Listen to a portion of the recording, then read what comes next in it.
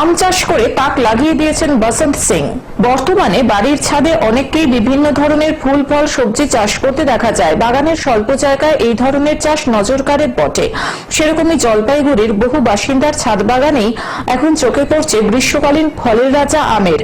তবে মূলত এরূপ চাষের ক্ষেত্রে মিয়াচকি সহ অন্যান্য প্রজাতির আম চাষ করা ট্রেন্ড হলেও শহরের দিনবাজার সংলগ্ন বসন্ত সিং এর বাড়িতে চাষ হচ্ছে এমন এক আমের যার প্রতিটির ওজন চমকে দেওয়ার মতো।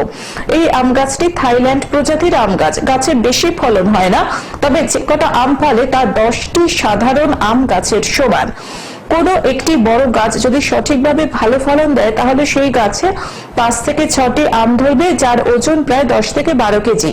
জানা গিয়েছে শহরের বাসিন্দা বসন্ত বাবুর বরাবরই ছাদে বিভিন্ন চাষ করার শখ।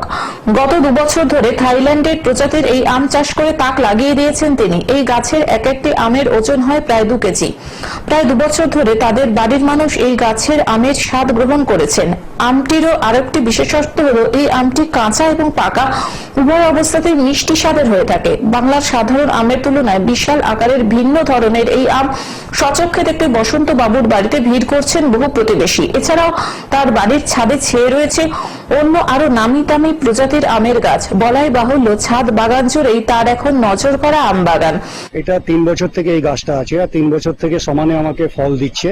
আগের বছর যেমন একটা দিয়েছিল, তার আগের বছর একটা দিয়েছিল, এবছর 2টা দিয়েছে। আমের ওজন 2 কিলো মোটামুটি থাকে, 2 কিলো 100 এরকম থাকে। আর আমের টেস্ট মানে একদম অমৃতের মতো টেস্ট। জলপাইগুড়ি থেকে সায়ন সেনের রিপোর্ট, গ্লোব নিউজ। এখন থেকে গ্লোব টিভি দেখুন আপনার স্মার্টফোনেও। গুগল প্লে স্টোর অথবা অ্যাপল স্টোর থেকে ডাউনলোড করুন গ্লোব টিভি লাইভ অ্যাপ। এছাড়াও জিও টিভি অ্যাপ থেকেও দেখুন গ্লোব টিভি লাইভ।